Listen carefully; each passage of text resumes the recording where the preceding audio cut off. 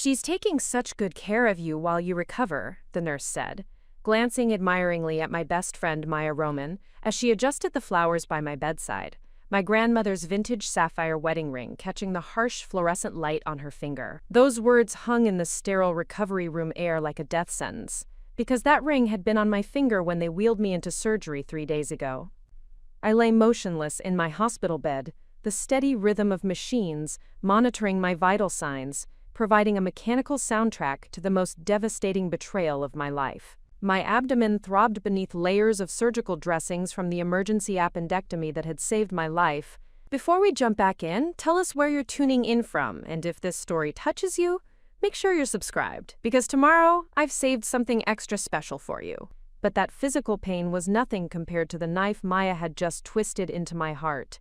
I studied her face, the face I'd trusted for 15 years, as she spoke softly to the nurse about my delicate condition and how she was coordinating everything with my husband Lucas during this difficult time. The irony almost made me laugh through the haze of post-surgical medication. Maya Roman, my maid of honor, my confidant, the woman who had held my hand through every major life crisis, was now wearing the symbol of my marriage, while orchestrating what appeared to be the systematic destruction of my life. But what she didn't know, what nobody in this room knew, was that I had been awake for the past 20 minutes, listening, watching, and remembering every detail of the conversation that had just revealed the true scope of her betrayal. "How is Lucas handling everything?" the nurse asked, her voice filled with the kind of practiced sympathy reserved for family members of critical patients. Maya's expression shifted into what I recognized as her concerned friend performance. A slight furrow of her brow, a delicate sigh, the way she clasped her hands together as if steadying herself for difficult news. "He's devastated, of course," Maya replied, her voice carrying just the right tremor of emotion. "The doctors aren't sure about Jenna's long-term recovery. The complications during surgery were significant. Lucas is trying to be strong, but he's asked me to handle the immediate decisions while Jenna heals." She paused, touching the ring, my ring, with her thumb in a gesture that seemed almost possessive. "We've been discussing some practical arrangements. The house, the business decisions that can't wait." My blood ran cold despite the warm blankets covering me. What business decisions? What arrangements? Lucas Reed and I had built our consulting firm from nothing over the past 8 years. Our partnership, both professional and personal, creating the life we'd dreamed of together. Maya had been there for every milestone. Our first major client, our wedding day, the purchase of our dream home in the suburbs. She'd been the photographer at our engagement party, the one who suggested the venue for our reception, the person who knew every detail of our financial arrangements because she'd been our accountant since the beginning.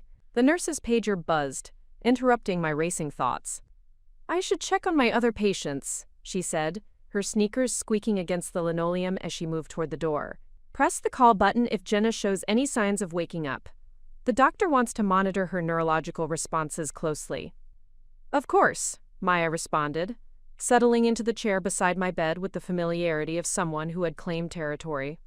"I'll stay with her. Lucas trusts me completely to watch over her." As the door closed behind the nurse, Maya's demeanor changed instantly. The performance mask slipped away, replaced by something I had never seen before. Cold calculation mixed with what looked disturbingly like satisfaction. She pulled out her phone, typing rapidly, then glanced at me to ensure I remained unconscious before placing a call. "It's me," she said quietly, her voice barely above a whisper. "Yes, everything is going exactly as planned. The surgery complications story is working perfectly. Everyone believes she's in critical condition with possible brain damage." She paused, listening to whoever was on the other end. "Lucas signed the papers this morning. He was so distraught about potentially losing her that he didn't even read the fine print about the temporary business management clause." My heart pounded so hard I was terrified the monitors would betray my consciousness, but somehow my vital signs remained steady. Maya continued her conversation, oblivious to my awareness. "The ring was easier than expected. The nurses removed all her jewelry for surgery, and I simply took responsibility for keeping it safe. When she wakes up, if her cognitive function is impaired, as the doctors suggested it might be, she'll be grateful that someone she trusts is handling the important details." Maya's laugh was soft but carried an edge I'd never heard before. By the time she's fully recovered, the new arrangements will be completely legal and established. Lucas is already dependent on my support through this crisis." The call ended, and Maya returned to her concerned friend persona as footsteps approached in the hallway. But I had heard enough. My best friend hadn't just stolen my wedding ring. She had somehow manipulated my medical crisis to gain control over my business, my marriage, and apparently my entire life while I lay unconscious and vulnerable. What Maya didn't know, what she couldn't have known, was that this betrayal was about to become the biggest mistake of her life. Because while she had been busy performing the role of devoted friend to the outside world, I had been preparing for exactly this kind of scenario for months. Not this specific situation, of course. I could never have imagined that my closest friend would be the threat. But I had learned long ago that in business and in life, protection required preparation. The signs had been there if I had chosen to see them. Maya's increasing interest in the financial details of our business. Her subtle questions about Lucas's decision-making process. Her suggestions about modernizing our partnership agreements. Her insistence on being my emergency contact for everything from medical procedures to business accounts. The way she had positioned herself as indispensable to both Lucas and me, the trusted friend who knew every password, every legal document, every vulnerability in our carefully constructed life. But Maya had made one critical error in her calculations. She had assumed that Jenna Hayden, the trusting friend, the grateful client, the woman who had relied on her expertise for nearly a decade, would remain helpless even after regaining consciousness. She had no idea that beneath the surface of our friendship, I had been quietly building safeguards that would make her betrayal not just impossible to complete, but ultimately self-destructive. As I lay in that hospital bed, listening to her make another phone call about managing Jenna's affairs during her recovery, I allowed myself a small, invisible smile. Maya thought she was 3 steps ahead of everyone else. She had no idea that the game had already been won, and she had just revealed herself as the opponent I never knew I was playing against. The machines continued their steady beeping, measuring a heartbeat that belonged to someone much stronger than Maya Roman had ever imagined. She was about to learn that the quiet ones, the ones who listen, who observe, who prepare, are often the most dangerous when they finally decide to act. The friendship that would ultimately destroy my trust began in the most innocent way possible, a chance encounter in a college statistics class that neither of us wanted to take. I was Jenna Hayden then, a business major with dreams of entrepreneurship and a natural talent for seeing patterns others missed. Maya Roman sat 2 rows behind me, struggling with concepts that came easily to me, her frustration evident in the way she'd tap her pen against her notebook during lectures. When Professor Harrison announced our semester-long group project, I watched Maya's face fall as other students quickly formed their teams. She was beautiful in that effortless way that made people assume everything came easily to her. Long auburn hair, green eyes that seemed to hold secrets, and a smile that could convince anyone of anything. But behind that confidence, I recognized something familiar: the fear of being overlooked, of not being good enough. "Want to partner with me?" I had asked after class, approaching her table where she sat alone, surrounded by scattered notes and what looked like the beginning of tears. Her relief was so genuine, so grateful, that it made my heart ache for the vulnerability she was trying so hard to hide. "I'm terrible at this," Maya had confessed as we worked through our first study session in the library. "Numbers just don't make sense to me the way they do to you. I watch you solve these problems like you're reading a story, and I can barely figure out which formula to use." That was how it started. Me helping Maya understand statistical analysis, while she helped me navigate the social aspects of college life I found intimidating. She taught me how to speak up in group discussions, how to present ideas with confidence, how to dress for networking events. I taught her how to read financial statements. Preparing and narrating this story took us a lot of time, so if you are enjoying it, subscribe to our channel. It means a lot to us. Now back to the story. How to spot inconsistencies in data, how to build business models that actually worked. Our partnership was symbiotic and, I thought, genuine. Maya's natural charisma opened doors that my analytical mind alone never could have accessed. She was the one who convinced our professor to recommend our project to the university's business incubator program. She was the one who charmed potential investors at pitch competitions, while I provided the substance behind her presentations. After graduation, it seemed natural that we would continue working together. Maya had discovered a talent for client relations and business development, while I excelled at strategy and operations. We complemented each other perfectly, or so I believed. When I met Lucas Reed at a networking event 2 years later, Maya was the first person I called to share the news of my attraction to the quiet, thoughtful consultant who specialized in organizational psychology. "He's perfect for you," Maya had said after meeting Lucas for the first time over dinner at my apartment. "Smart enough to challenge you, calm enough to balance your intensity, and completely smitten. I can see it in the way he looks at you when you're explaining business concepts." She had laughed, raising her wine glass in a toast. To Jenna, who finally found someone who appreciates her brilliant mind. Lucas and I built our consulting firm, Hayden Reed Strategic Solutions, with Maya serving as our primary accountant and business advisor. She helped us structure our partnership agreements, manage our client contracts, and navigate the complex financial arrangements that came with rapid growth. When Lucas proposed 3 years later, Maya was the one who helped him plan the surprise, ensuring every detail was perfect, down to the vintage sapphire ring that had belonged to my grandmother. "This ring has been waiting for the right love story," Maya had told me, as she helped me get ready for what I thought was just a casual dinner date. "Your grandmother would be so happy to see it representing something so beautiful." She had fastened the clasp of my necklace, her hands gentle and sure, and I had trusted her completely with the most precious moments of my life. The wedding planning process revealed Maya's true talents for organization and attention to detail.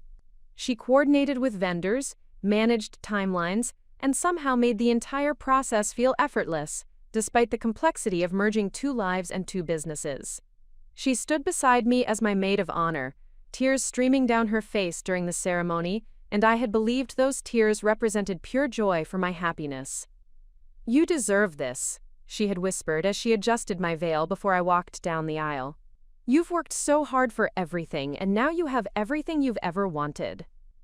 Looking back now, I wondered if those words had carried a different meaning than I understood at the time.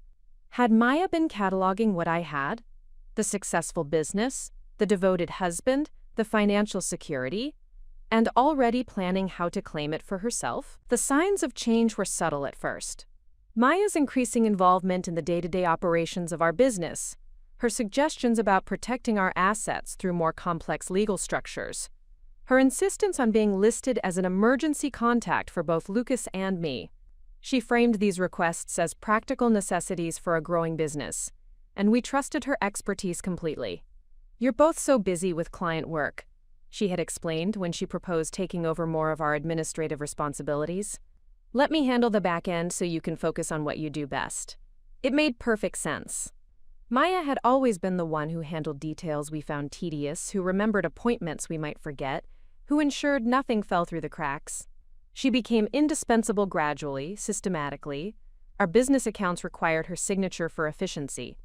Our insurance policies listed her as a secondary contact for convenience. Our legal documents included provisions she had recommended for protection. Each change was logical, beneficial, and completely above board. Maya Roman, the struggling statistics student I had helped 15 years ago, had become the woman who held every key to my life. And now, lying in this hospital bed with her voice still echoing in my ears as she planned my professional and personal destruction, I realized that her gratitude had slowly transformed into something much darker. A sense of entitlement to everything I had built, everything I had earned, everything I had trusted her to protect. The student had surpassed the teacher, but not in the way either of us had ever imagined. The pain started on a Tuesday morning while I was reviewing quarterly projections in our home office. What began as a dull ache in my lower abdomen quickly escalated into something that made me double over, gasping for breath between waves of agony. Lucas found me 20 minutes later, curled on the floor beside my desk, my laptop still displaying the financial spreadsheets I'd been analyzing when the pain struck. "Emergency room now," Lucas said, his voice tight with concern as he helped me to my feet. The drive to Mercy General Hospital passed in a blur of traffic lights, and Lucas's reassuring words that everything would be okay, that it was probably just stress or something we ate. But the pain was unlike anything I'd ever experienced, sharp and relentless, making it impossible to think clearly about anything except the need for relief. The emergency room doctor's examination confirmed our worst fears: acute appendicitis with signs of perforation. Surgery was required immediately to prevent life-threatening complications. As the medical team prepared me for the operating room, I managed to call Maya, my voice weak but urgent. "I need you to watch over things," I told her as Lucas held my hand, his face pale with worry. "The Everdeen account presentation is tomorrow, and the Harrison contract needs final review. Just make sure everything stays on track until I'm back." "Don't worry about any of that." Maya's voice was warm with concern over the phone. "Focus on getting better. Lucas and I will handle everything perfectly. You know you can trust me with anything." Those words, "you can trust me with anything," would replay in my mind countless times over the coming days, as I discovered just how literally Maya had interpreted that statement. The surgery itself was more complicated than expected. What should have been a routine appendectomy became a 3-hour procedure when the surgical team discovered that my appendix had indeed perforated, causing infection to spread throughout my abdominal cavity. Dr. Abigail Everdeen, the lead surgeon, explained to Lucas afterward that I would need an extended recovery period and careful monitoring for complications. The infection was more widespread than we initially realized. Dr. Everdeen told Lucas, her words carrying the weight of someone who had seen similar cases take unexpected turns. "We've cleaned everything thoroughly, but Jenna will need to remain sedated for the next day or two while the antibiotics work. There's also a possibility of temporary cognitive effects from the anesthesia and infection. Some patients experience memory gaps or confusion during the initial recovery period." Maya arrived at the hospital within an hour of my surgery, bringing flowers, comfort food for Lucas, and an efficiency that impressed everyone she encountered. She spoke knowledgeably with the medical staff about my condition, took detailed notes about my care requirements, and somehow managed to coordinate with our office manager about rescheduling client meetings without missing a beat. "She's incredible," I heard one nurse tell another during a shift change. "Most friends would be falling apart, but she's handling everything like a professional. The husband is lucky to have someone so competent helping during such a stressful time." While I drifted in and out of consciousness over the next 2 days, Maya established herself as my primary liaison with the outside world. She fielded calls from concerned clients, managed communication with our employees, and kept Lucas updated on business matters that couldn't wait for my recovery. To everyone watching, she was the perfect friend, capable, caring, and completely trustworthy. But on the 3rd day, when I finally regained full consciousness, I began to notice discrepancies in Maya's updates that sent cold warnings through my still healing body. "The Harrison contract had some last-minute changes," Maya explained to Lucas as they stood beside my bed, believing I was still too groggy to follow their conversation. "Nothing major, just some adjustments to the payment schedule and project management structure. I signed off on them since time was critical, and you were so focused on Jenna's care. I knew the Harrison contract intimately.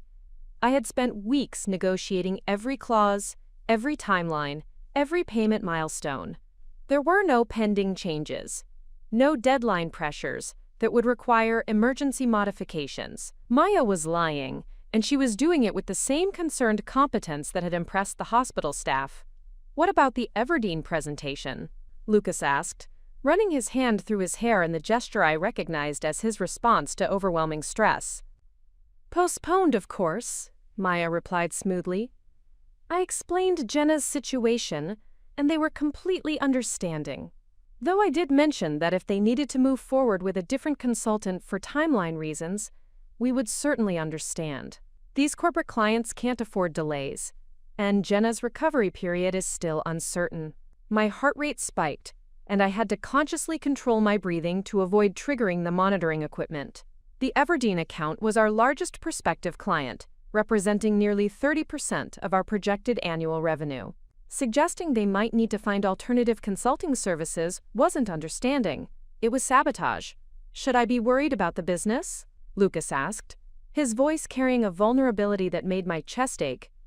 "I don't understand the financial complexities the way Jenna does. What if we lose clients while she's recovering?" That's exactly why you need someone who can step in temporarily, Maya said, her tone becoming more authoritative. Someone who knows the business inside and out, who clients already trust, who can make decisions without causing disruption. I've been thinking we should formalize some arrangements. Temporary power of attorney for business decisions, access to accounts that might need immediate attention, that sort of thing. I don't know. Lucas hesitated. That seems like something Jenna should decide when she's better. Of course, Maya agreed quickly, but I caught the flash of frustration that crossed her face before she composed herself. I'm just thinking ahead.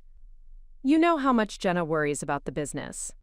If she wakes up to find things in chaos because we couldn't access necessary accounts or make time-sensitive decisions, the stress could actually impede her recovery. The manipulation was masterful in its logic and its emotional appeal to Lucas's protective instincts. Maya was positioning herself not as someone seeking control, but as someone trying to prevent problems that would ultimately hurt me. As visiting hours ended and Maya prepared to leave, she leaned over my bed, her voice soft and caring for Lucas's benefit. Rest easy, Jenna, she whispered, her hand briefly touching mine. I'm taking care of everything you care about. But her eyes held a message that her words didn't convey.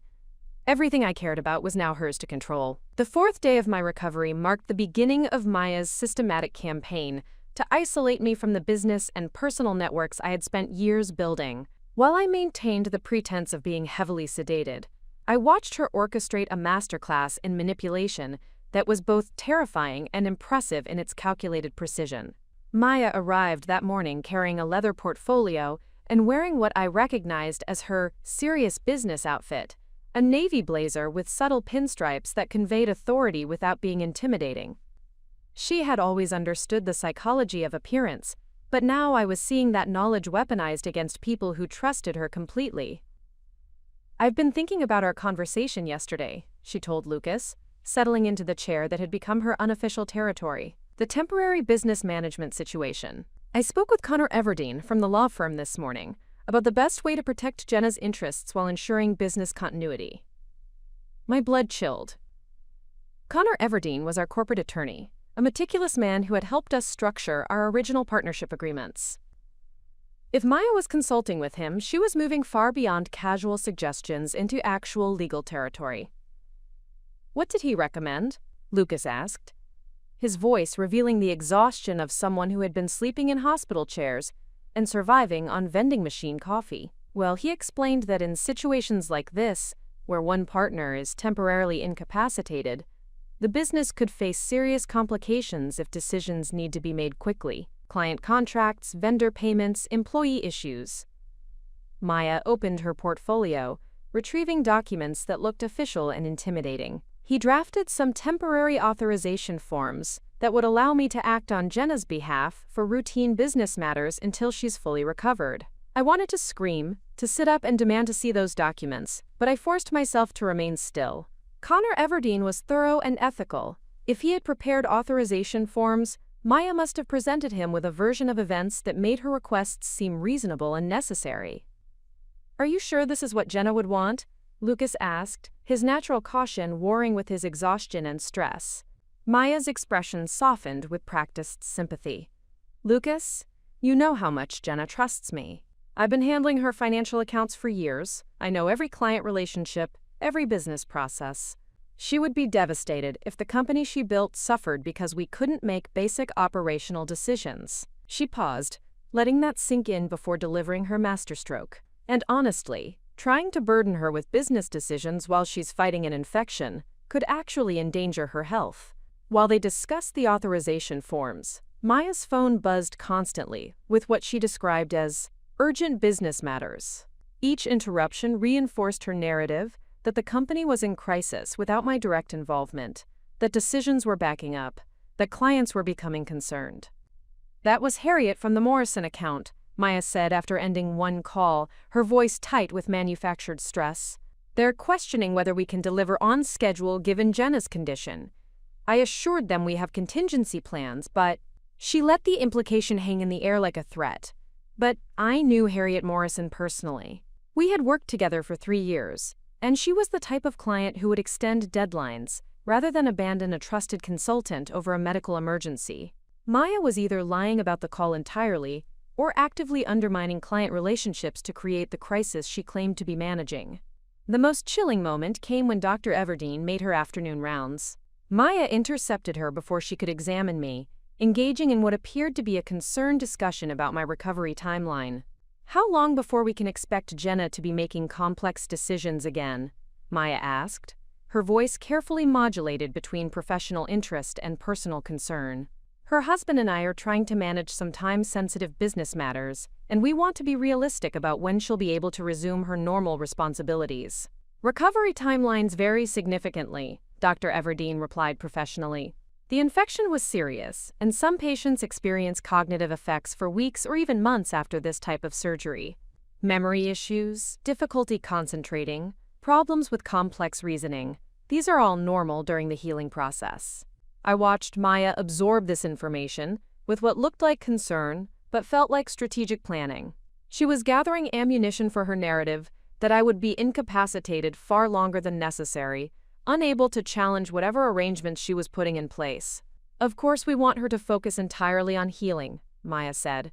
"No stress, no complicated decisions, just rest and recovery. We'll handle everything else." That afternoon, Lucas signed the temporary authorization forms. I watched him do it, pen trembling slightly in his exhausted hands, believing he was protecting me and our business from complications that Maya had expertly manufactured. As visiting hours ended, Maya approached my bedside for her nightly ritual of fake concern, but this time her whispered words carried a different edge. "Sweet dreams, Jenna. Tomorrow we start making some real changes. Changes that should have happened a long time ago."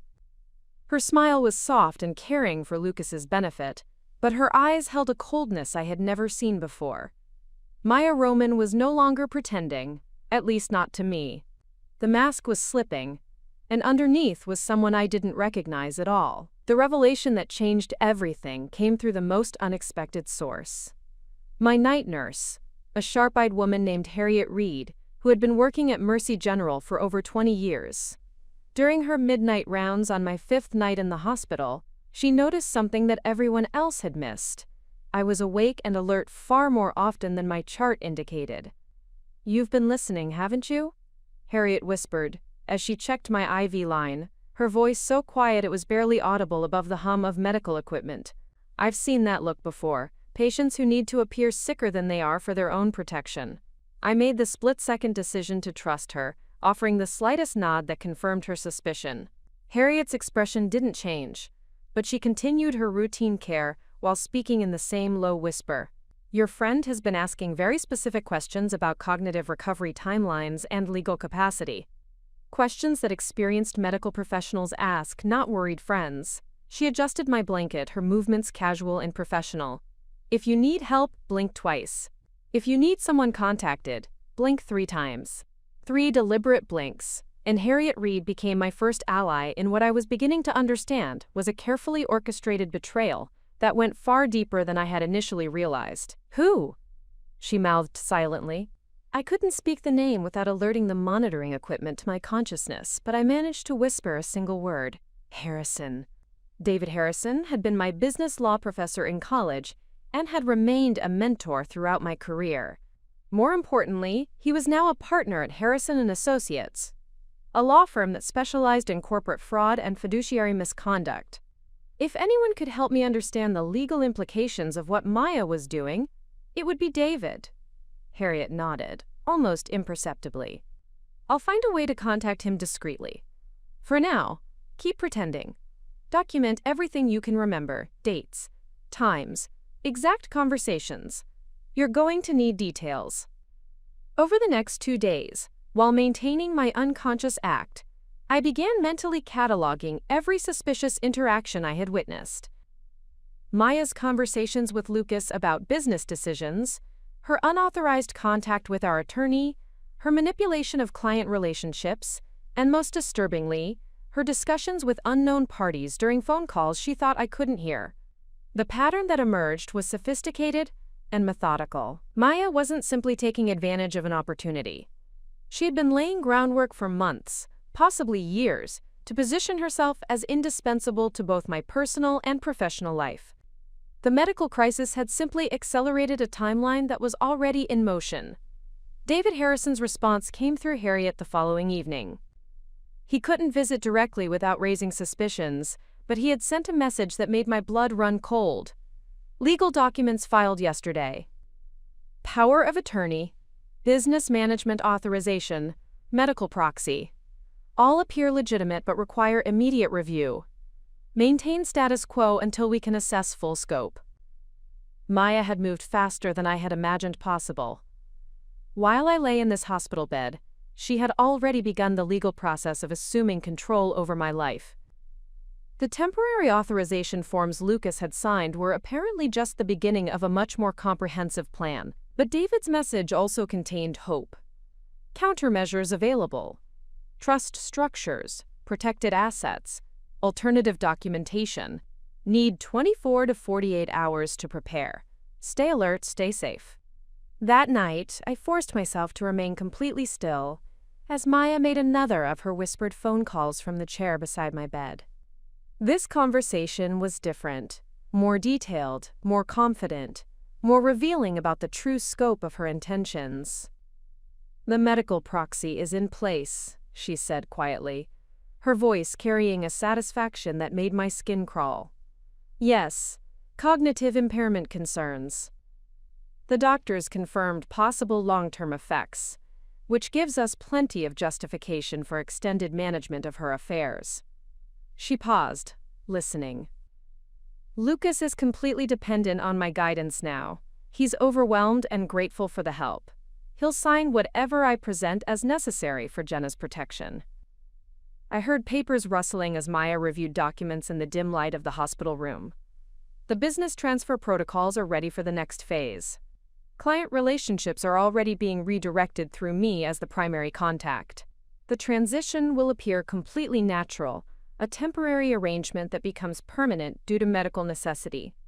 The call revealed something that chilled me to the bone. Maya wasn't working alone. Someone else was providing legal guidance, strategic planning, and what sounded like financial backing for this elaborate scheme. This wasn't a crime of opportunity. It was a calculated corporate takeover disguised as concerned friendship. As Maya ended her call and settled back into her vigil beside my bed, I realized that my situation was far more dangerous than a simple betrayal. I was caught in a web of manipulation that had been years in the making, and Maya's next move would likely be to ensure that my cognitive impairment became permanent enough to justify her continued control. But Maya had made one critical error. She had underestimated both my awareness and my ability to plan ahead. David Harrison wasn't just my former professor. He was also the attorney who had helped me establish certain protective measures years ago, safeguards that Maya didn't even know existed. The student was about to get a very painful lesson from the teacher. What Maya didn't know, what nobody except David Harrison and I knew, was that 3 years ago I had established a comprehensive protective framework that could be activated in exactly this type of scenario. The inspiration had come from a corporate fraud case David had shared during one of our quarterly mentor lunches, a story about a business owner whose trusted partner had systematically stolen everything while the owner recovered from a stroke. "The most dangerous threats come from the people closest to us," David had said that day, his expression grave, as he described how the victim had lost everything because they never imagined their partner could betray them. Trust is essential for business relationships, but blind trust is a luxury that successful people can't afford. That conversation had haunted me for weeks, leading to late-night discussions with Lucas about protecting what we had built together. We had agreed that while we trusted Maya completely, wisdom demanded safeguards that didn't depend on anyone's good intentions. The framework we established was elegant in its simplicity and devastating in its effectiveness. Every major asset, every critical business component, every valuable relationship was protected by what David called dead man switches, automated protections that would activate if certain conditions were met.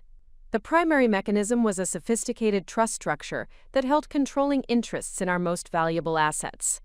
Unlike traditional trusts that required active management, this system was designed to respond automatically to specific trigger events: prolonged medical incapacitation, unauthorized access to protected accounts, or attempts to transfer business ownership without proper authorization from both Lucas and me. Maya's power of attorney forms, legitimate as they appeared, would grant her access only to carefully isolated accounts containing enough funds to handle routine operations, but nowhere near enough to damage our core business. The real assets, our client contracts, intellectual property, investment accounts, and business ownership, were protected by legal structures she didn't even know existed. More importantly, every attempt to access protected assets would automatically trigger notification protocols. David's law firm monitored these accounts through automated systems that would alert them immediately if anyone tried to exceed authorized access levels. Maya's activities over the past few days had already generated a detailed electronic trail that would be admissible in court. But the most sophisticated element of our protection plan was something I called the competency insurance protocol. Anticipating that any serious threat might involve claims about my mental capacity or ability to make decisions, David had helped me establish a system of independent verification that could instantly refute such claims. Dr. Connor Hayden, a neuropsychologist who specialized in cognitive assessment, had worked with us to create detailed baseline cognitive evaluations that were updated annually and stored with an independent medical facility. If anyone questioned my mental capacity, these evaluations could be compared to current testing to provide objective evidence of my cognitive state. Additionally, we had established a network of professional contacts who could verify my competency through structured interactions. These weren't friends who might be dismissed as biased. They were business associates, medical professionals, and legal experts who had ongoing relationships with me and could testify to my mental acuity. As I lay in that hospital bed, listening to Maya orchestrate what she believed was the perfect crime, I knew that every move she made was actually tightening a legal noose around her own neck. The temporary authorization forms she had convinced Lucas to sign were worthless for accessing anything valuable. The business decisions she was making exceeded her actual authority and created grounds for fraud charges. The client relationships she was attempting to redirect were protected by contracts that prohibited such transfers without my explicit consent.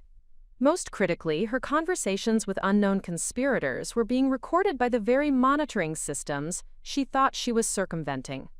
David's firm had installed discrete recording equipment in our business offices months ago, activated by keywords related to unauthorized access or business transfers. Maya's phone calls from the hospital were also being captured by a system that monitored communications from our business phones, which she had been using to maintain the appearance of legitimacy. The irony was perfect. Maya's efficiency and attention to detail, the qualities that had made her such an effective accountant, were creating a comprehensive record of her criminal activity. Every forged signature, every unauthorized transaction, every false statement to clients was being documented by systems she had helped us implement for entirely different purposes. But perhaps the most devastating element of our protection plan was one that wouldn't become apparent until Maya attempted her final moves. The business partnerships she was trying to control included specific clauses that would automatically dissolve if either Lucas or I were found to be under undue influence or coercion. These clauses would not only protect our assets, but would also trigger immediate legal reviews of all recent business transactions. Maya thought she was stealing a successful consulting firm. What she was actually stealing was an elaborate legal trap that would snap shut the moment she tried to claim her prizes. As Harriet Reed made her midnight rounds, she slipped me a small note from David. All systems active. Continue performance. Justice is 48 hours away. I closed my eyes, allowing myself the first moment of genuine peace I had felt since discovering Maya's betrayal. The student was about to learn that her teacher had been preparing for this lesson all along. By the 7th day of my hospital stay, Maya's confidence had evolved into something approaching arrogance. She moved through the medical facility like someone who owned it, speaking authoritatively with staff members, making decisions about my care without consultation, and treating Lucas more like a junior partner than my husband. Her transformation was so complete that I began to wonder if the caring friend I had known for 15 years had ever really existed at all. The morning brought Maya's most audacious move yet. She arrived with a briefcase full of documents and a man I didn't recognize. a tall, silver-haired individual in an expensive suit who introduced himself to Lucas as Louis Everdeen, a specialist in, quote, business continuity planning during medical crises. Given the uncertainty around Jenna's recovery timeline, Louis explained to Lucas with the practiced smoothness of someone who made his living from other people's vulnerabilities, Maya and I have developed a comprehensive plan to ensure your business not only survives, but thrives during this difficult period. I watched through barely open eyes as Louis spread documents across the rolling table they had positioned near my bed. The papers looked official, complete with corporate letterheads and legal language that would intimidate anyone without extensive business experience. Maya sat beside Lucas, occasionally touching his arm in gestures of support while she explained each document's necessity. This consulting agreement formalizes my temporary management role, Maya said, pointing to a thick contract. It protects both you and Jenna by establishing clear authority structures and accountability measures. If clients or vendors question decision-making during Jenna's absence, this provides legal backing for all business operations. Lucas studied the documents with the concentration of someone trying to understand concepts outside his expertise. His background in organizational psychology had prepared him to analyze workplace dynamics and human behavior, but not to navigate complex business law designed to deceive. The compensation structure seems substantial, Lucas observed, his finger tracing a section of the contract that apparently outlined Maya's temporary management fees. Market rate for crisis management consulting, Louis interjected smoothly. Maya's taking on enormous responsibility and liability. The fee structure reflects both the scope of work and the risk she's assuming on Jenna's behalf. What they were describing as temporary management was actually a comprehensive transfer of business control, with compensation that would drain our operating capital within months. The consulting agreement included provisions for Maya to restructure client contracts, negotiate new partnerships, and make strategic decisions that could fundamentally alter our business model. But Maya's most calculated move came when she addressed my medical situation directly. I've been consulting with Dr. Everdeen about Jenna's cognitive recovery, Maya told Lucas, her voice carrying exactly the right combination of concern and clinical detachment. The infection was more severe than initially diagnosed, and there may be lasting effects on her decision-making capacity. Dr. Everdeen mentioned that some patients never fully recover their previous level of cognitive function. I had to fight to control my breathing as Maya painted a picture of permanent brain damage that would justify her continued control indefinitely. Lucas's face went pale as he absorbed the implications of what she was suggesting. Are you saying she might not be able to run the business again? Lucas asked, his voice breaking slightly on the words. We have to be realistic, Louis said gently, stepping in with practiced empathy. Even if Jenna makes a full physical recovery, complex business decisions might be beyond her capacity for months or even years. The responsible thing is to establish management structures that don't depend on her cognitive abilities returning to previous levels. Through the monitoring equipment, I could hear my heart rate accelerating with rage, but the sedatives Maya had convinced the medical staff to administer were keeping my external responses muted. She had somehow gained influence over my medical care, ensuring that I remained artificially groggy and unresponsive even as my natural recovery progressed. The final document Louis presented was the most chilling, a medical power of attorney that would give Maya authority to make healthcare decisions on my behalf if my cognitive impairment was deemed significant enough to compromise my judgment. This is just a precaution, Maya assured Lucas as she guided his hand toward the signature line. If Jenna's cognitive function returns completely, we can dissolve all these arrangements immediately. But if the doctor's concerns prove accurate, these documents ensure someone who understands her wishes can advocate for her care. As Lucas hesitated, Maya played her final card. She pulled out her phone and showed him what appeared to be a series of concerning text messages. These are from 3 of our biggest clients, Maya said, her voice heavy with manufactured regret. They're questioning whether we can fulfill our contracts given the uncertainty around Jenna's condition. If we don't demonstrate stable leadership soon, we could lose everything she worked to build. I recognized the manipulation immediately. Maya was creating urgency through manufactured crises, forcing Lucas to make decisions under pressure while isolated from independent advice. But what she didn't know was that our automated monitoring systems had already flagged her unauthorized client communications as potential fraud. As Lucas reached for the pen to sign what he believed were protective measures, I knew that Maya's web of deception was about to trigger the very safeguards she was trying to circumvent. Every signature, every false claim, every fraudulent authorization was being recorded by systems that would soon expose her elaborate scheme. The trap was almost ready to spring. The morning of my 8th day in the hospital brought a development that transformed my situation from dangerous to potentially life-threatening. Dr. Everdeen arrived for her routine rounds with an expression that immediately set off alarm bells, even through my medicated haze. Her usually confident demeanor was replaced by something that looked disturbingly like confusion mixed with concern. "I need to discuss some irregularities in Jenna's treatment plan," Dr. Everdeen said to Lucas, her voice carrying the careful tone medical professionals use when delivering unwelcome news. "There have been some modifications to her medication regimen that weren't authorized through proper channels." Maya, who had been reviewing documents at her usual station beside my bed, looked up with an expression of concerned surprise that would have been convincing if I hadn't spent the past week watching her performances. "What kind of modifications?" Lucas asked, his voice tight with renewed anxiety. "Additional sedatives, primarily.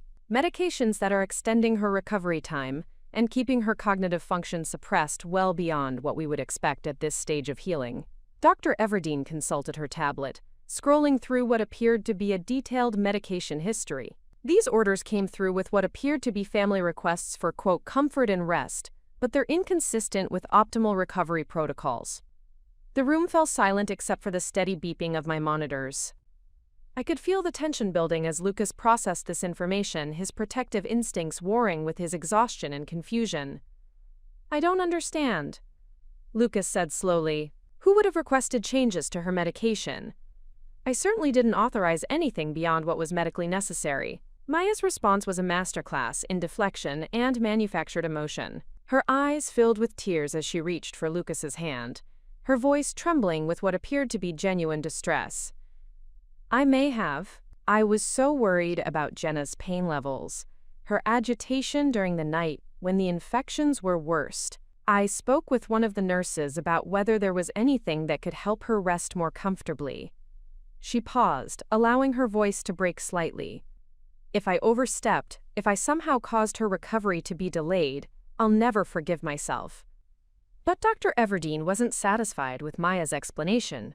Her medical training had taught her to recognize inconsistencies, and something about the medication modifications had clearly raised serious concerns. "The issue isn't just about comfort medication," Dr. Everdeen continued, her tone becoming more clinical and direct.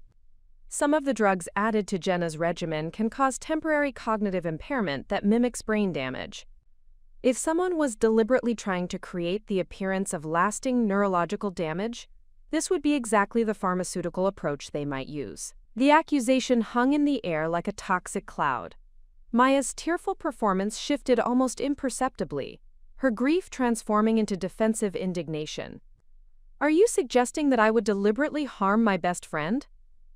Maya's voice rose with perfectly calibrated outrage. "Dr. Everdeen, I've been here every day, caring for Jenna, managing her business affairs, supporting her husband through the most difficult period of their lives. The idea that I would somehow sabotage her recovery is not only insulting, it's completely absurd." Lucas looked between Maya and Dr. Everdeen, his confusion evident as he tried to process accusations that challenged everything he believed about the woman who had been his rock during this crisis. "There has to be some mistake," Lucas said, his voice pleading for a simpler explanation. "Maya has been incredible throughout this entire ordeal. She's sacrificed her own business interests to help manage ours. She's been more like family than a friend." Dr. Everdeen's expression softened slightly as she recognized Lucas's emotional state, but her medical concerns remained paramount.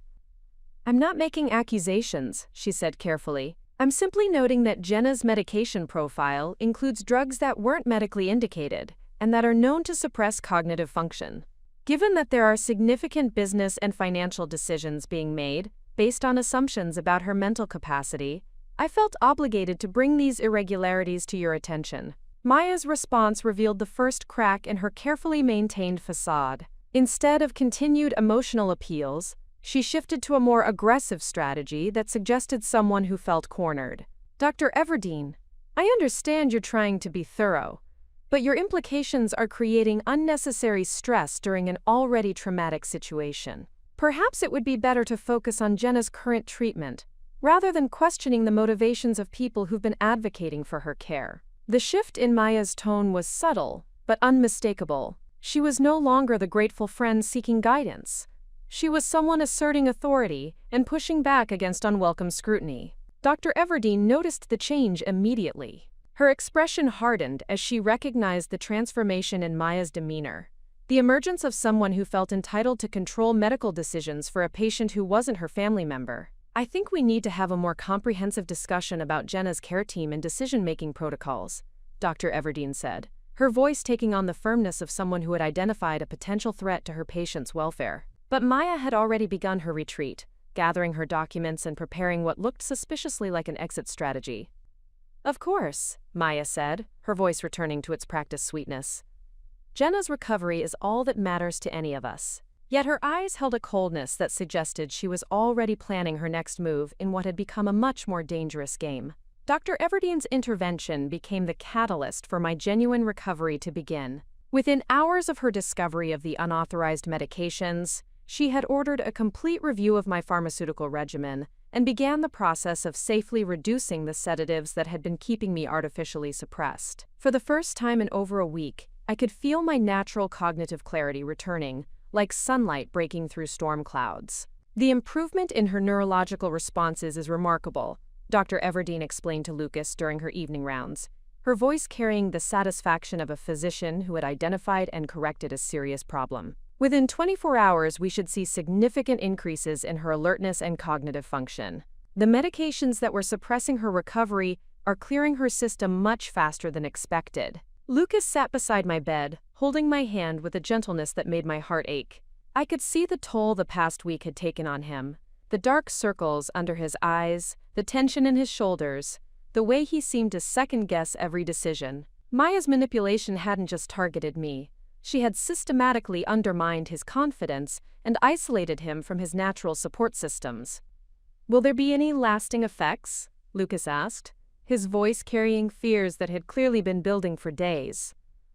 "From the infections, the surgery complications, whatever was happening with her medications. Based on her current responses, I expect a full recovery," Dr. Everdeen assured him. Jenna's cognitive baseline was exceptionally high to begin with, and there's no evidence of any actual neurological damage. The confusion and delayed responses of the past few days appear to have been entirely pharmaceutical in nature. What Dr. Everdeen couldn't see, but what I was beginning to understand with increasing clarity, was the full scope of damage that Maya had inflicted during my period of vulnerability.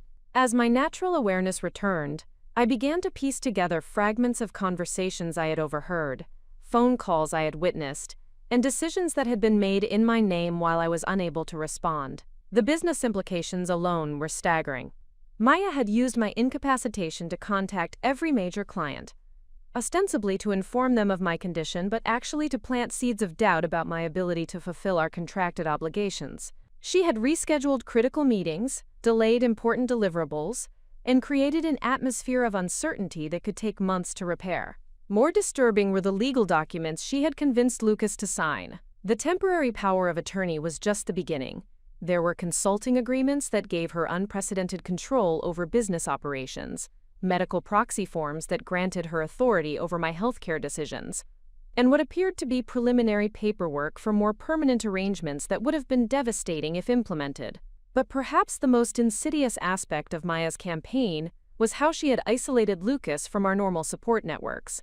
She had convinced him that business associates shouldn't be burdened with personal medical details, that family members would be too emotional to help with practical decisions, and that professional advisors like David Harrison were too expensive to consult during a temporary crisis. Maya had systematically dismantled every relationship that might have provided Lucas with independent perspective or advice, leaving him dependent on her guidance for decisions he felt unqualified to make alone. It was a masterclass in psychological manipulation that had transformed my capable, intelligent husband into someone who doubted his own judgment on every matter related to our life together. The financial damage was harder to assess but clearly significant. Maya had been making business decisions with apparent authority, authorizing expenditures that exceeded her legitimate access levels, and redirecting client payments through accounts she controlled. The temporary management fees outlined in her consulting agreement would have drained our operating capital within months, leaving us financially vulnerable even if I made a complete recovery.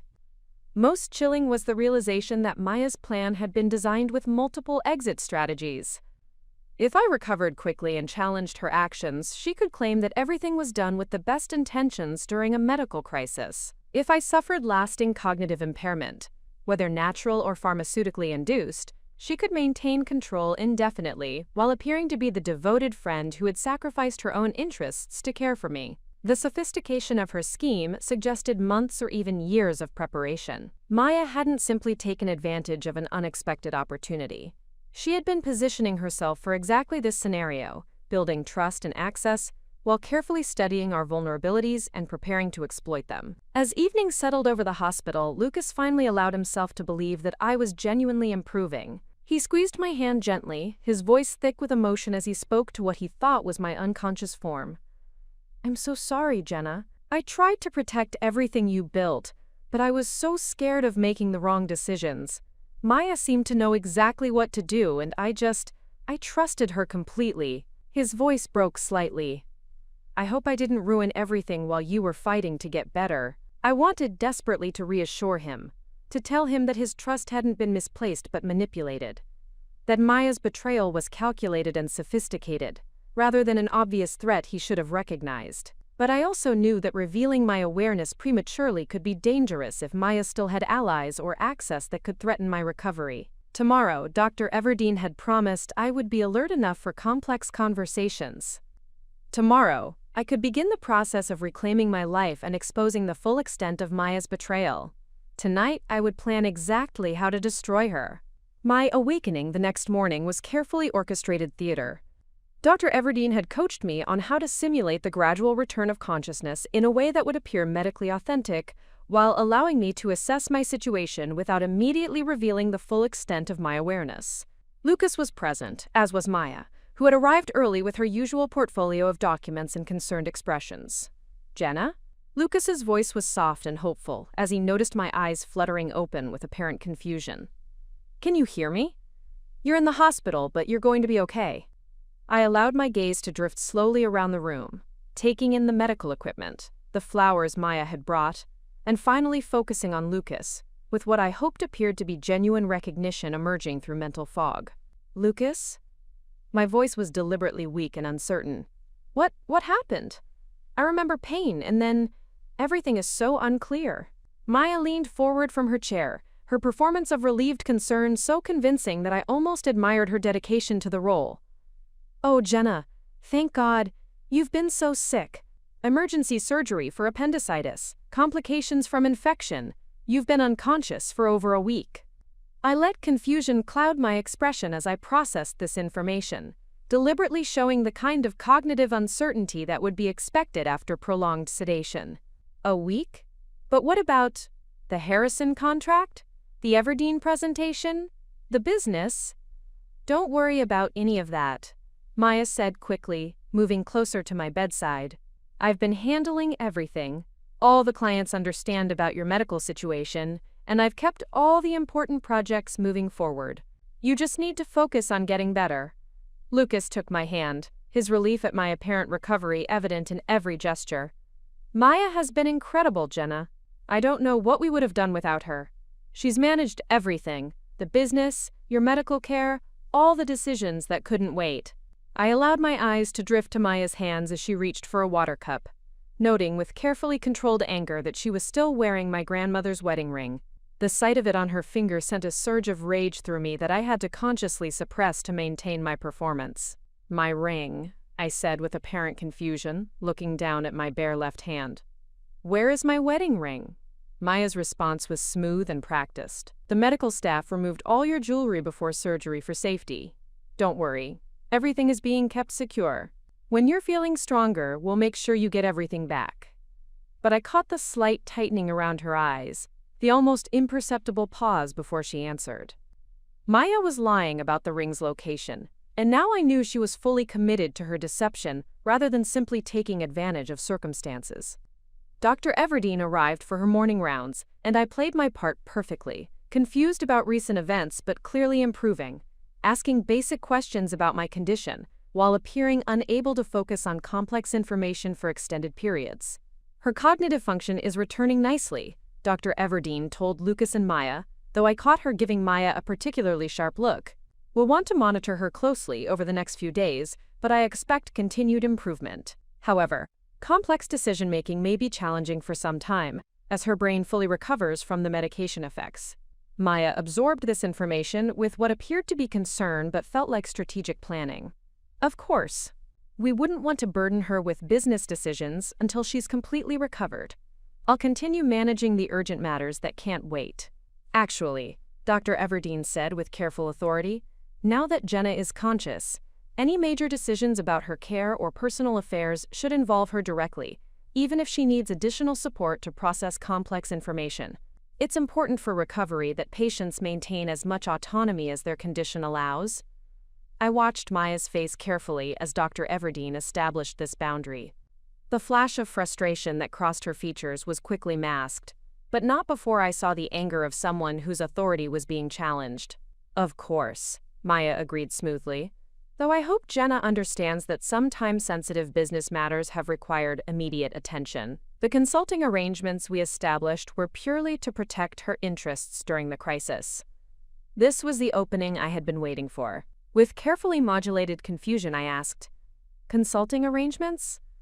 I don't remember. What kind of arrangements?" Lucas began explaining the temporary power of attorney on business management agreements, his words revealing the full scope of what Maya had convinced him to authorize. As he spoke, I maintained an expression of growing concern and bewilderment. "That seems like a lot of responsibility for you to take on," I said to Maya, my voice carrying the uncertainty of someone trying to process complex information through mental fog. "Are you sure that's what I would have wanted?" Maya's smile remained perfectly calibrated, but I detected the underlying tension of someone whose carefully constructed narrative was beginning to face scrutiny. "It's exactly what any best friend would do," she replied, "protecting what matters most to you until you're strong enough to handle it yourself." But her eyes held a different message. She had invested too much in this scheme to allow my recovery to derail her plans. The real battle was about to begin. The breakthrough came from an unexpected source. Connor Reed, our office manager, who arrived at the hospital that afternoon, carrying a laptop bag and wearing an expression that mixed professional concern with barely contained anger. Lucas had mentioned him to Maya as someone who might need to discuss operational matters, but what Maya didn't know was that Connor had been David Harrison's recommendation when we first hired him 2 years ago. "I hope you don't mind the intrusion," Connor said as he entered my room, his eyes quickly assessing the dynamic between Lucas, Maya, and me. "There are some urgent matters that require Jenna's input, even if she's not feeling completely herself yet." Maya immediately moved to intercept this potential disruption to her narrative. "Connor, I appreciate your concern, but Jenna is still recovering from serious complications. Dr. Everdeen has advised limiting complex business discussions until her cognitive function returns to normal." But Connor had clearly prepared for this resistance. "Actually, these matters specifically require Mrs. Hayden's personal authorization because they involve access to protected accounts that were established outside of normal business operations. The bank is requesting her direct verification for certain transactions that have been flagged as unusual." I watched Maya's face carefully as Connor delivered this information. Her confident expression wavered slightly, the first sign that she was encountering systems she hadn't anticipated or couldn't control. "What kind of transactions?" Lucas asked, his business instincts beginning to override his exhaustion and emotional vulnerability. Connor opened his laptop and turned the screen toward us, displaying what appeared to be a detailed banking interface with multiple account summaries. "There have been several large transfers and authorization requests over the past week. Some of them exceed the limits established for routine business operations." As Connor walked us through the financial activity, a clear pattern emerged that painted Maya's actions in an increasingly damning light.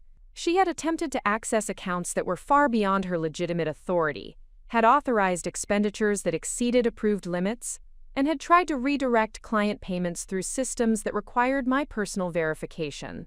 "I don't understand," Maya said, her voice carrying the first notes of defensiveness I had heard since my supposed awakening. "These are all standard business operations that fall under the temporary management authority Lucas and I established for Jenna's protection." Connor's expression remained professionally neutral, but his words carried unmistakable implications. "The problem is that many of these accounts are protected by automated security systems that flag unauthorized access attempts. Mrs. Hayden established these protections specifically to prevent exactly this type of activity." I allowed confusion to cloud my expression as I processed this information, playing the role of someone trying to understand complex financial concepts through the fog of recovery. "Protected accounts? I'm sorry, I'm having trouble remembering. What protections?" "You established them about 3 years ago," Connor explained gently, pulling up additional screens that showed the architecture of the security systems David Harrison and I had implemented. Trust structures, automated monitoring, verification protocols, very sophisticated safeguards designed to protect your assets if you were ever unable to manage them personally. The blood drained from Maya's face as she realized the implications of what Connor was revealing. The temporary authority she thought she had gained was largely illusory. Real control over our valuable assets required verification systems she couldn't access or circumvent. Lucas leaned forward, his analytical mind beginning to process the discrepancies between what Maya had told him and what Connor was demonstrating. "Are you saying that the management arrangements Maya and I set up don't actually give her access to the accounts she needs to run the business?" "That's exactly what I'm saying," Connor confirmed. "The temporary power of attorney covers routine operational expenses and basic account access, but anything significant triggers automatic security protocols that require Mrs. Hayden's personal verification." I watched Maya struggle to maintain her composure as her carefully constructed scheme began to unravel. She had spent weeks positioning herself as indispensable, convincing Lucas that she could seamlessly manage our business operations, only to discover that the most valuable assets were protected by systems she couldn't penetrate. This is a nightmare," Maya said, her voice taking on a note of genuine panic. "Jenna, when you established these protections, did you consider what would happen if you were genuinely incapacitated? What if your recovery takes months? The business could collapse while we wait for security systems to accept your authorization." But Connor had anticipated this argument as well. "Actually, the systems include provisions for exactly that scenario. There are established protocols for cognitive assessment, independent verification of decision-making capacity, and temporary authorization procedures that protect both Mrs. Hayden's interests and business continuity." "What kind of protocols?" Lucas asked, his question revealing growing suspicion about why Maya hadn't mentioned any of these protective measures during their previous discussions. Connor pulled up another screen that displayed a comprehensive framework David Harrison and I had established years ago. Independent medical evaluation, cognitive assessment by qualified specialists, verification by trusted professional contacts, and review by a designated oversight committee. It's designed to distinguish between temporary incapacitation and genuine long-term impairment.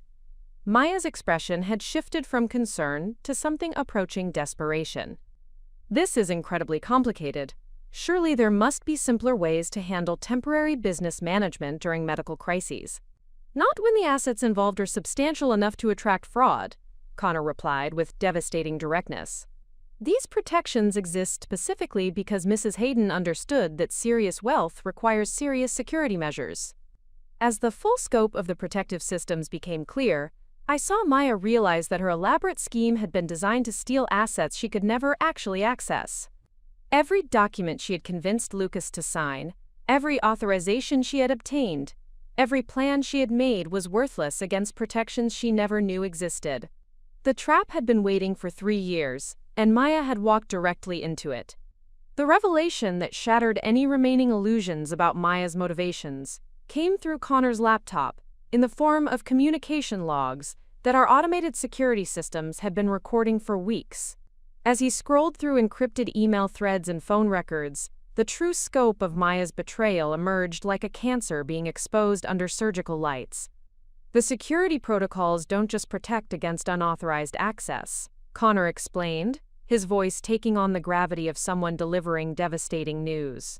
They also monitor and record all communication attempts related to protected accounts. What we've discovered is extensive. Maya had gone very still in her chair, her usual animated concern replaced by the rigid posture of someone who understood they were about to be exposed. Lucas watched the screen with growing alarm as Connor revealed communication patterns that painted a picture far more sinister than opportunistic betrayal. Maya, these emails show you've been in contact with Harrison Financial Services for over 6 months, Connor said, highlighting a series of encrypted messages. They're not just casual inquiries. These are detailed discussions about asset valuation, business acquisition strategies, and what appears to be a systematic plan to gain control of Hayden Reed Strategic Solutions. The name Harrison Financial Services sent ice through my veins. I knew them by reputation, a predatory investment firm that specialized in acquiring distressed businesses at below-market values, often by creating the very distress that justified their low offers. I was researching options for business expansion, Maya said, her voice lacking its usual confidence. With Jenna's workload increasing, I thought it might be helpful to explore strategic partnerships that could provide additional resources. But Connor was already displaying evidence that demolished this explanation. The communications began 8 months ago, well before any discussion of expansion. And they specifically focus on scenarios where one partner becomes incapacitated or unable to continue business operations. Lucas's face had gone pale as he absorbed the implications. Are you saying Maya was planning for something to happen to Jenna? That this wasn't just taking advantage of an unexpected crisis? The pattern suggests extensive preparation, Connor confirmed grimly. There are detailed discussions about creating management voids, establishing alternative authority structures, and implementing what Harrison Financial calls transition protocols for businesses with vulnerable partnership arrangements. Maya's composure finally cracked completely. This is insane. You're making it sound like I planned for Jenna to get sick, like I somehow caused her appendicitis. That's not just ridiculous, it's impossible. But Connor wasn't finished revealing the scope of the conspiracy. He pulled up another set of records that showed financial transfers between Maya and Harrison Financial Services, dating back nearly a year. These payments, Connor said, highlighting a series of transactions, appear to be consulting fees paid to Maya Roman for what Harrison Financial describes as, quote, business intelligence and relationship management services. The amounts total over $200,000. The room fell silent except for the steady rhythm of my medical monitors. Maya had been receiving payments from a predatory investment firm for almost a year, providing them with inside information about our business operations, our financial status, our vulnerabilities, and our personal circumstances. Maya, Lucas said, his voice barely above a whisper, you've been selling information about our business? About Jenna? About our marriage? Maya's response revealed the depth of her transformation from friend to enemy. Instead of denial or remorse, she displayed a cold calculation that suggested this moment of exposure had always been a possibility she had prepared for. You have no idea how much work I've put into your success, Maya said, her voice taking on a bitter edge I had never heard before. 15 years of managing your finances, organizing your lives, solving your problems, making you look competent to clients who would have seen through your limitations in minutes without my intervention. The venom in her words was shocking, but more disturbing was the sense that this was Maya's true voice, the thoughts and resentments she had been harboring beneath years of performed friendship. Harrison Financial offered me an opportunity to receive fair compensation for value I'd been providing for free, Maya continued, standing now and abandoning any pretense of concern for my welfare. They recognized what you never did, that I was the real architect of your business success. Connor continued working on his laptop, and I could see additional records appearing on screen that painted an even more damaging picture. The communications also include detailed personal information about both Mr. and Mrs. Hayden, medical history, travel schedules, daily routines, security arrangements. Maya has been providing Harrison Financial with comprehensive intelligence about your private lives. Lucas stared at Maya, as if seeing her for the first time. You've been spying on us for a year, selling information about our marriage, our health, our business, everything.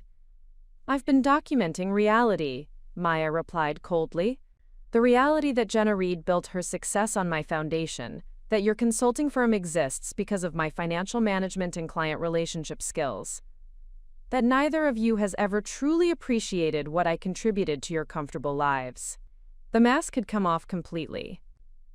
Maya Roman, the grateful friend I had helped through college, the loyal business partner who had stood beside me for 15 years, had revealed herself as someone consumed by resentment and greed, willing to destroy everything I cared about for money and a twisted sense of recognition. But what Maya still didn't understand was that every word she had just spoken was being recorded by the same security systems that had captured her communications with Harrison Financial Services.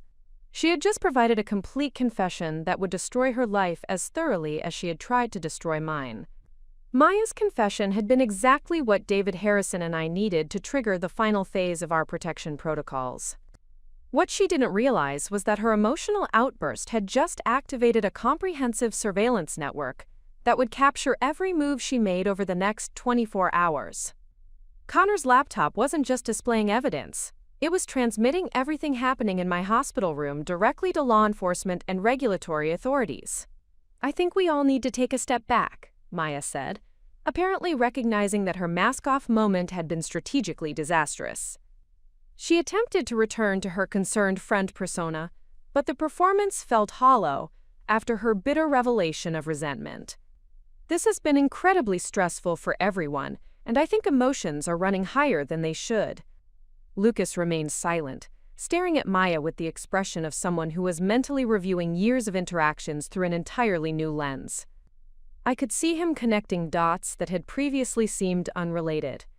Maya's presence at every important moment, her knowledge of our most private affairs, her insistence on being involved in every major decision.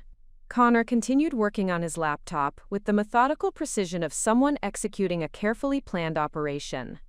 Actually, Maya, there are a few more things we need to discuss before anyone leaves. The security systems have flagged some additional activities that require immediate attention. I watched Maya's face as Connor spoke, noting the way her eyes darted toward the door as if calculating escape routes. Her confident manipulation of the past week was crumbling, replaced by the desperation of someone who realized their elaborate scheme was collapsing. What kind of activities? Maya asked, her voice tight with barely controlled anxiety. Connor turned his laptop screen to display what appeared to be real-time monitoring data. Your phone has been quite active over the past hour. Multiple calls to Harrison Financial Services, several encrypted messages, and what appears to be coordination with parties outside the hospital. The color drained from Maya's face as she realized the implications. Our security systems hadn't just been recording her past communications. They had been monitoring her current activities, capturing every panicked response to her exposure. You've been monitoring my phone? Maya's voice rose with indignation that would have been more convincing if she hadn't just confessed to selling our private information to corporate predators. We've been monitoring all communications related to protected accounts and business operations, Connor corrected calmly, which includes any device that has accessed our secure systems using your credentials over the past year. This was a revelation that sent Maya into full panic mode. She had been using her legitimate access to our business systems to gather intelligence for Harrison Financial, not realizing that every search, every document she accessed, every file she downloaded was being tracked and recorded by the very security measures she thought she was circumventing. The most interesting development, Connor continued, is the emergency protocol your contacts at Harrison Financial appear to be implementing right now. They're attempting to accelerate their timeline, probably because they realize their asset acquisition strategy has been compromised. On Connor's screen, we could see real-time financial movement. Harrison Financial was liquidating positions, transferring funds, and apparently attempting to distance themselves from Maya's activities. The predatory investment firm was abandoning their inside source now that her cover had been blown. Maya's phone buzzed with an incoming call that she answered with visible desperation. Yes, I understand the situation has changed. No, I don't think I can maintain. What do you mean the contract is void? I listened to her side of the conversation with grim satisfaction, as Harrison Financial apparently cut her loose, canceling whatever arrangements they had made, and leaving her to face the consequences of her actions alone.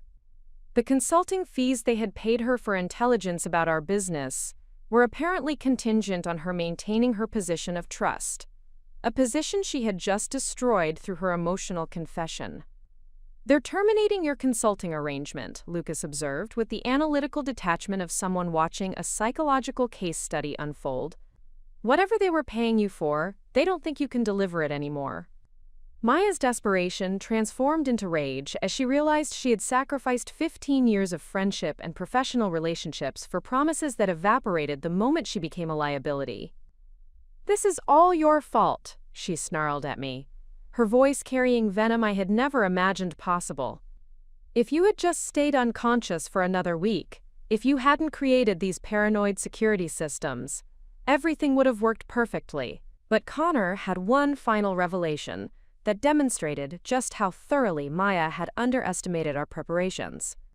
"Actually, Maya, the security systems were specifically designed to handle exactly this scenario. Someone we trusted gaining access to our business, developing external relationships that compromised that trust, and eventually revealing their true intentions." He pulled up a document that made Maya's face go white with shock. A comprehensive dossier that David Harrison's firm had been building on her activities for months, triggered by automated alerts when her communication patterns began suggesting potential conflicts of interest. "We've known about your relationship with Harrison Financial for almost 6 months, Connor said quietly. "We've been documenting everything, building a legal case, and waiting for you to reveal the full scope of your intentions." Maya stared at the evidence of her own destruction, finally understanding that she hadn't been executing a brilliant scheme.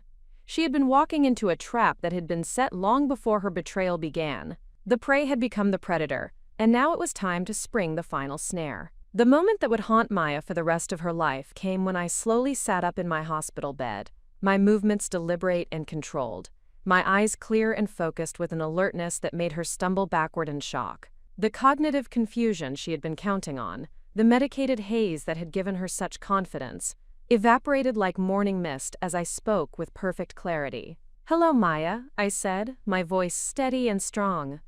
"I've been listening to everything you've said for the past 9 days. Every phone call, every lie, every plan you thought you were making in secret." The transformation in Maya's expression was immediate and devastating. The realization that I had been conscious, aware, and listening crashed over her like a physical blow. She gripped the arms of her chair, her knuckles white with the force of someone trying to anchor themselves to a reality that was shifting beneath their feet. "That's impossible," Maya whispered, her voice barely audible. "The medications, the cognitive impairment," Dr. Everdeen said. Dr. Everdeen said exactly what we needed her to say, I replied calmly. Once she discovered that someone had been authorizing medications designed to keep me artificially sedated, she became very interested in helping us understand who was responsible and why. Lucas stared at me with a mixture of relief and amazement that made my heart ache. I could see him processing the implications, that I had been protecting him and our business, even while appearing helpless, that the confusion and vulnerability he had witnessed were carefully orchestrated performances. "You've been awake this whole time?" Lucas asked, his voice thick with emotion.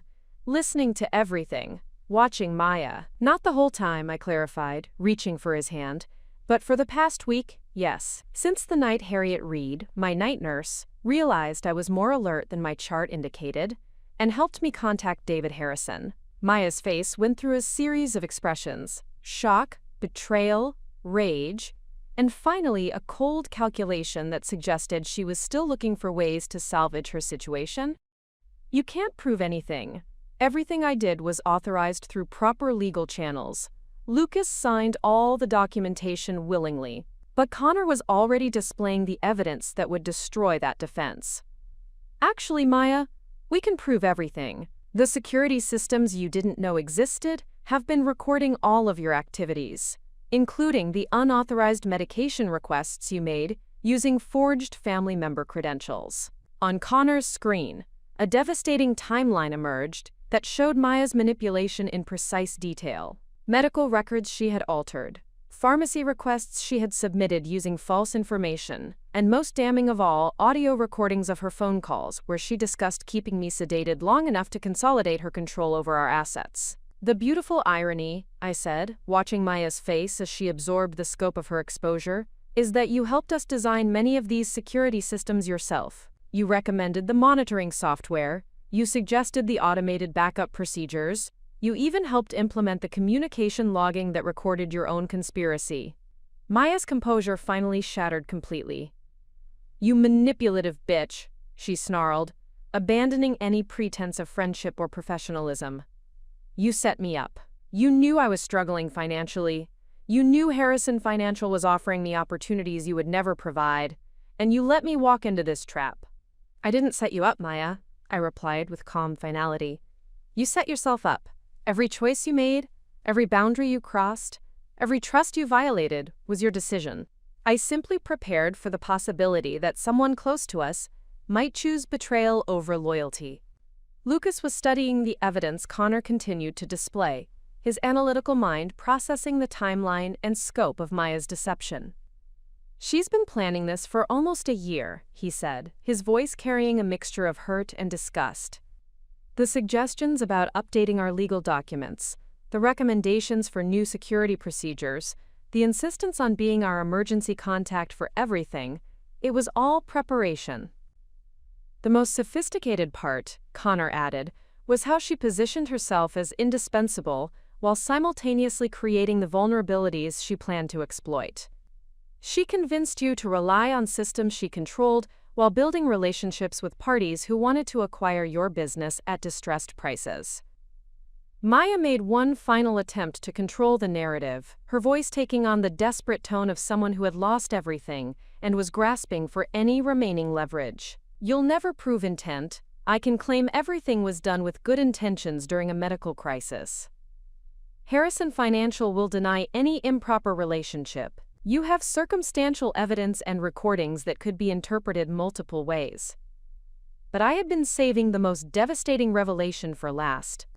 From beneath my hospital blanket, I retrieved a small recording device that Harriet Reed had helped me conceal, a device that had captured every conversation in my room for the past week. "Maya," I said, holding up the recorder, "I have your voice clearly stating that you deliberately manipulated my medical treatment to keep me sedated.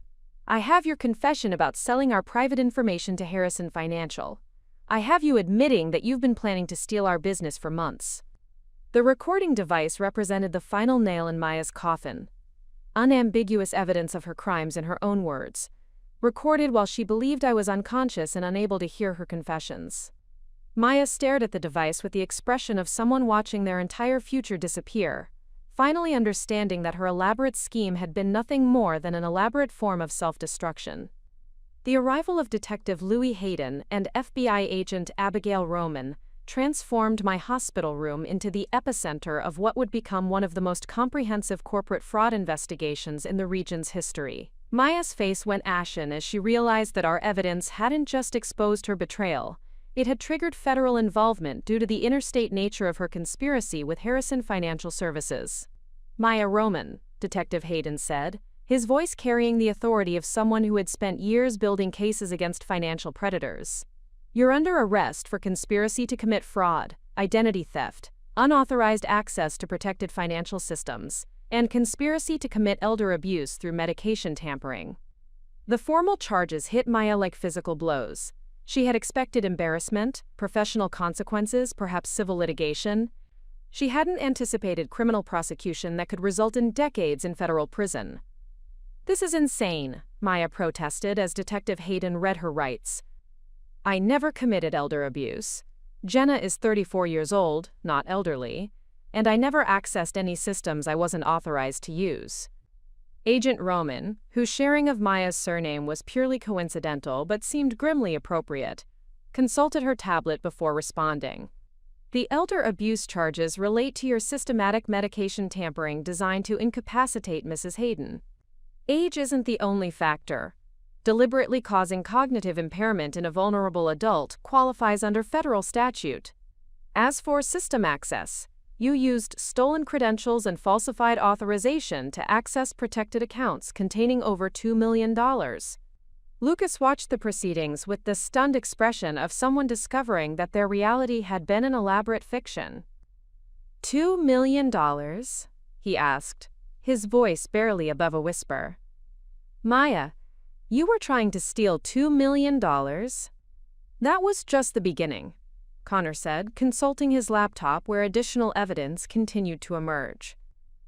The Harrison Financial communications show they were planning a systematic acquisition that would have ultimately given them control of your entire business portfolio, including your real estate holdings, intellectual property, and client relationships.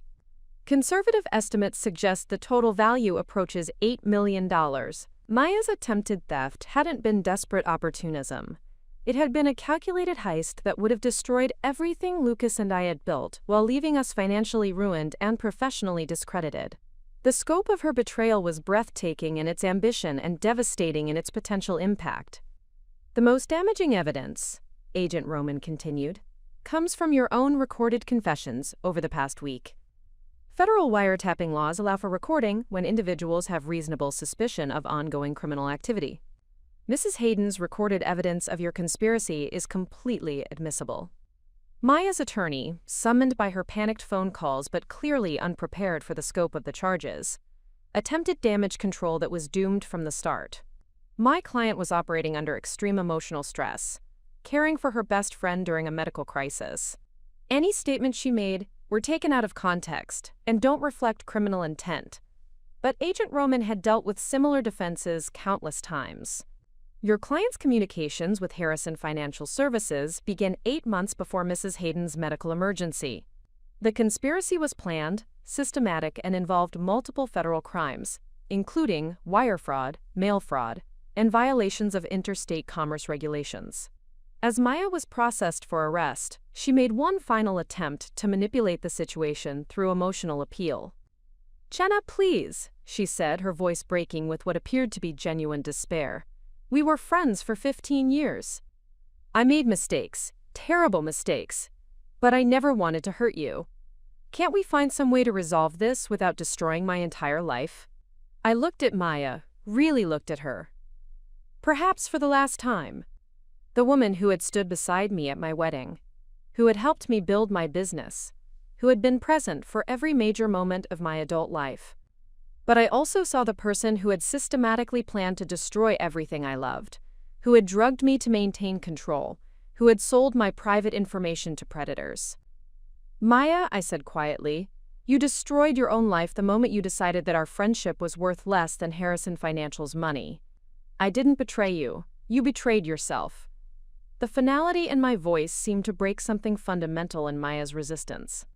She stopped struggling against the handcuffs, stopped making appeals, stopped trying to control a situation that had moved far beyond her ability to manipulate. As law enforcement escorted Maya from the hospital room, Lucas sank into the chair she had occupied for so many days, his head in his hands as he processed the magnitude of what had almost happened to us. "How did you know?" he asked finally. "How did you see this coming when I trusted her completely?" I took his hand, feeling the warmth of genuine connection after days of performance and deception. "I didn't know it would be Maya specifically," I admitted, "but I learned a long time ago that the people who can hurt you most are the ones you trust completely.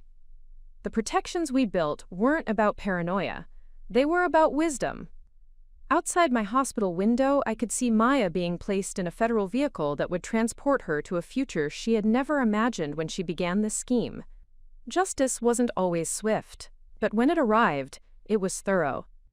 The weeks following Maya's arrest brought a restoration process that went far deeper than simply returning stolen assets or rebuilding damaged business relationships. Lucas and I discovered that healing from betrayal required confronting not just what Maya had done, but how her systematic manipulation had slowly altered our perception of ourselves and our capabilities over the years. She was right about one thing: Lucas said during one of our evening conversations as I recovered at home, my grandmother's wedding ring finally back where it belonged. We did rely on her expertise more than we probably should have.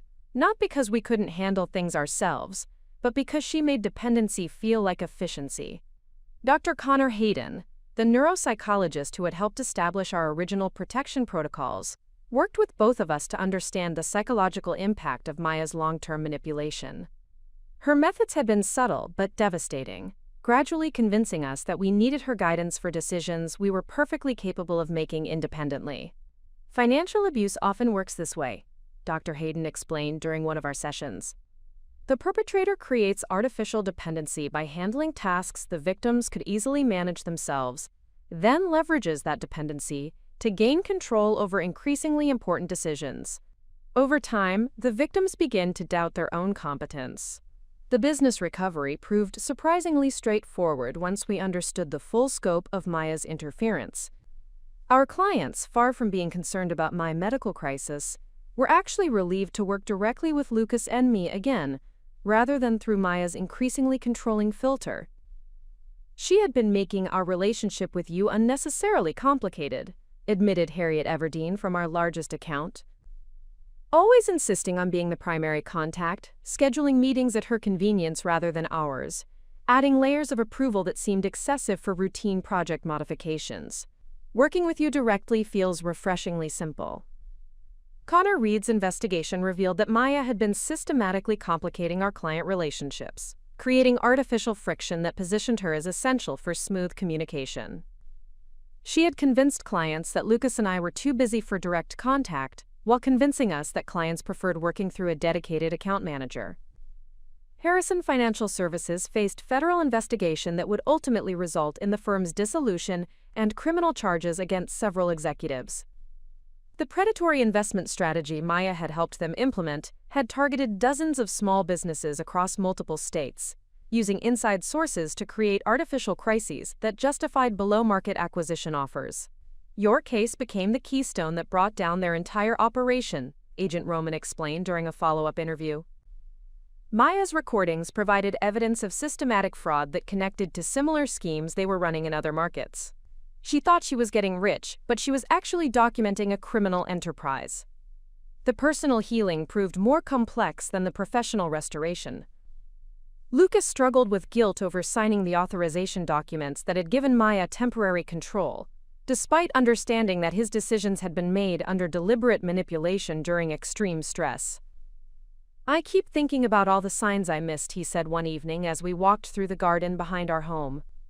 Her questions about our security arrangements, her insistence on being involved in every major decision, the way she always seemed to know exactly what to say to make us feel grateful for her help.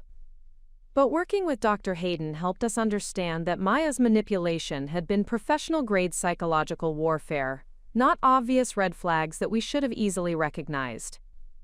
She had used her legitimate access to our financial information to identify our vulnerabilities, then exploited our trust to position herself as indispensable while gradually gaining control over our decision-making processes. The most profound healing came from recognizing how much stronger our relationship had become through surviving Maya's betrayal. The crisis had revealed Lucas's fundamental integrity and my own resilience, while demonstrating that our partnership could withstand even sophisticated attempts to destroy it from within. We built something she couldn't take apart, I realized during one of our recovery sessions.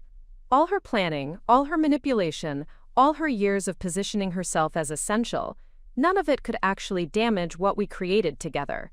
She could steal assets, she could forge documents, she could drug me unconscious, but she couldn't destroy our actual partnership. David Harrison visited regularly during my recovery, helping us understand the legal ramifications of Maya's prosecution, while updating our security protocols to prevent similar betrayals in the future. But his most valuable contribution was helping us see Maya's scheme as validation of our success, rather than evidence of our vulnerability. "Predators target valuable assets," David observed during one of our consultations. "Maya's elaborate conspiracy was actually a testament to what you've built together." She wouldn't have invested a year of planning and risked federal prosecution to steal something that wasn't genuinely valuable. As my physical recovery completed and Maya's trial date approached, Lucas and I found ourselves stronger individually and as partners than we had been before her betrayal. The experience had taught us to trust our own judgment, to value our natural instincts, and to recognize that true security comes from understanding our own capabilities rather than depending on others to manage our lives. Maya had tried to steal our business, our assets, and our future. Instead, she had accidentally given us something invaluable: absolute confidence in our ability to protect what we had built together. As I sit here today, wearing my grandmother's ring and reflecting on everything that happened, I want to share something crucial with everyone listening to this story. What happened to me wasn't just about one woman's betrayal. It was about recognizing the patterns that make all of us vulnerable to manipulation by people we trust. The most important lesson I learned is this: the people who can hurt you most are always the ones closest to you. Maya didn't gain access to my life through force or deception. I gave it to her willingly because I trusted her completely.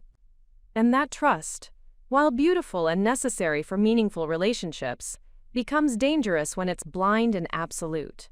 But here's what I want you to understand. Being betrayed by someone you trust doesn't make you naive or foolish. It makes you human. Maya's manipulation worked because she exploited basic human needs: the desire for help during overwhelming times, the comfort of having someone knowledgeable handle complex tasks, the relief of sharing burdens with people who care about us. Every woman listening to this has probably experienced some version of what I went through. Maybe it wasn't elaborate financial fraud, but perhaps it was a friend who gradually isolated you from other relationships, a family member who convinced you that you couldn't manage your own decisions, or a partner who slowly made you dependent on their guidance for things you could handle perfectly well yourself. The signs are always there, but they're designed to be subtle. Watch for people who position themselves as indispensable, who always seem to know exactly what you need to hear, who gradually take over more and more aspects of your life while making you feel grateful for their help. Be suspicious of anyone who discourages you from seeking independent advice or who creates artificial urgency around decisions that benefit them. But most importantly, trust your instincts even when you can't articulate why something feels wrong. I had moments over the years when Maya's helpfulness felt too convenient, when her solutions seemed to benefit her as much as us, when her knowledge of our private affairs seemed excessive. I dismissed those feelings because I couldn't prove anything was wrong, but those instincts were trying to protect me. Protection isn't about becoming paranoid or refusing to trust anyone. It's about creating systems that don't depend entirely on other people's good intentions. The safeguards that saved my business and my marriage weren't built because I suspected Maya specifically, but because I understood that valuable things attract predators, and intelligent protection requires preparing for threats you hope you'll never face. Document important decisions, maintain independent relationships, keep some resources that only you control, and never give anyone complete authority over your life, no matter how much you trust them. These aren't signs of paranoia. They're signs of wisdom. If you're currently in a situation where someone controls too much of your life, where you feel dependent on their guidance for decisions you used to make confidently, where you've gradually lost touch with your own judgment, know that it's not too late to reclaim your autonomy. Start small. Rebuild your confidence in your own capabilities. Reconnect with independent sources of advice and support. Remember that true friends and partners want you to be strong and independent. They celebrate your capabilities rather than highlighting your limitations. They encourage you to trust your own judgment rather than always deferring to theirs. Anyone who makes you feel weak, dependent, or incapable of managing your own life is not protecting you. They're controlling you. Maya tried to steal my business, my marriage, and my future. But she couldn't steal my strength, my intelligence, or my ability to protect what matters most to me. Those qualities belong to you too, and no one can take them away unless you let them. Trust yourself, protect yourself, and never let anyone convince you that you're not capable of managing your own life. You are stronger than you know, and that strength is your greatest protection against anyone who would try to take advantage of your trust. Up next, you've got 2 more standout stories right on your screen. If this one hit the mark, you won't want to pass these up. Just click and check them out. And don't forget to subscribe and turn on the notification bell so you don't miss any upload from us.